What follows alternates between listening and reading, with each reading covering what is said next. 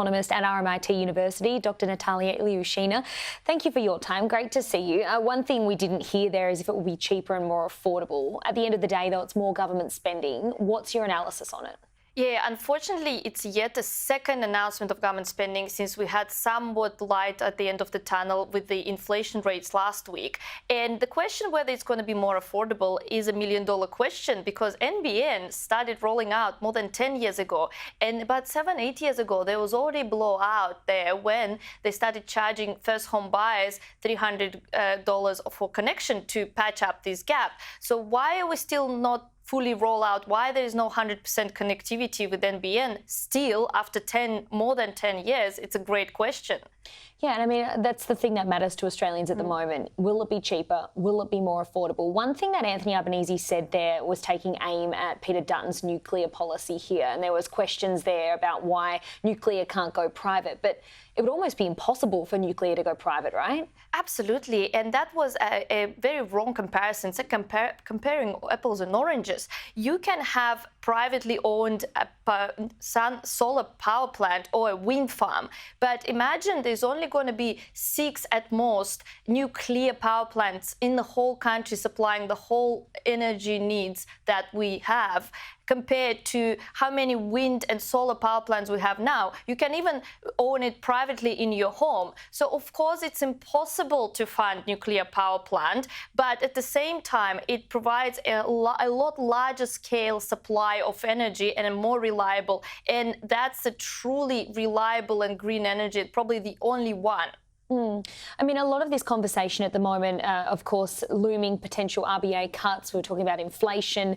The RBA will no doubt be looking at all of this government spending with really close caution. The government, though, defending this recent announcement here as a long-term investment. Do you agree with that?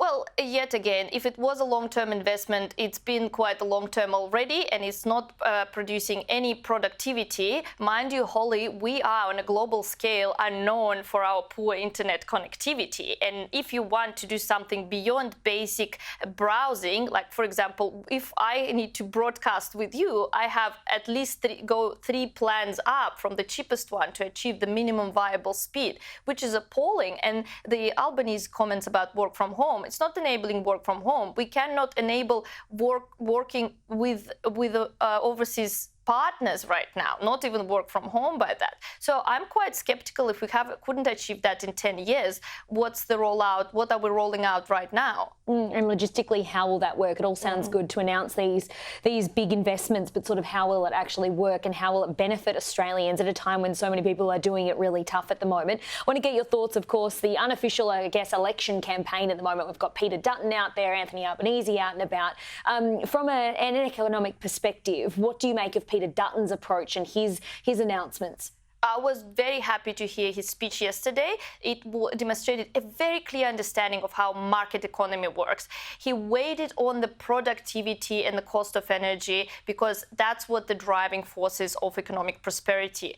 You cannot just spend money without matching production because that's just inflationary. And Peter Dutton said every dollar spent should create new dollars. And he was referring in that to the government spending as well. And don't get it wrong that the Liberal Party often criticized for cutting government expenditure that supposedly should translate cutting services. That was not at all the Peter Dutton statement. He mentioned the increased spending in healthcare, NDIS, defense, and aged care.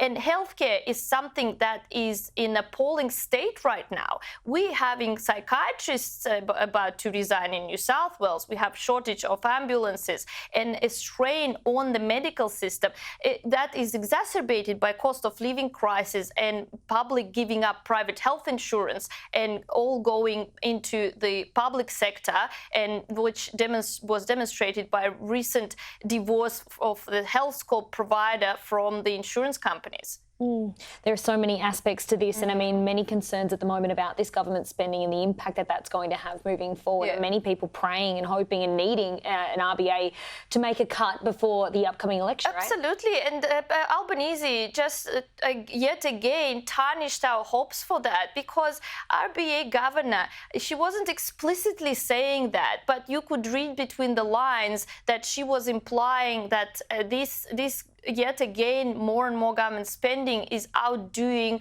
the work of Reserve Bank, because she mentioned, for example, that consumption is sluggish and most of the demand is actually fueled by the government spending. So all the transactions, all the spending that's happening in the economy, mostly coming from the government money. It's not us spending and enjoying the goods and services. I want to get your thoughts, Lars, so we do have to wrap things up, and there's a lot to cover, of course, just off the back of that press conference. But Anthony Albanese said there that Peter Dutton's nuclear policy doesn't stack up economically. Do you support those comments or not? No, I do not support those comments because, first of all, both parties provided their calculations. Second of all, the main problem with green energy is its reliability. It cannot just provide all supply we need in Australia on its own, and we already have disruptions and blackouts. And that all the criticism about nuclear, that investors don't like it, as we mentioned, there's basically no investor exists in Australia probably that can fund a nuclear power plant, but also there's with that conflicting messaging and uncertainty about the future, they artificially creating that disincentive to invest in any sort of energy. So that's why we don't have other existing grids are not being maintained, because investors just don't know what to do. They need certainty. We need at least an election date, because that's also fueling uncertainty around the interest rate updates, because the Reserve Bank governor doesn't know how many more funding announcements there could be before the elections that she will have to undo with the interest rates. Okay. Thank you so much for your time, Nataliya. Lots to unpack. Thanks, and of course, energy will be a key focus on this upcoming election. When we know when that will be, who knows? It has to be on or before May 17. But thank you for your time today. Appreciate it as always.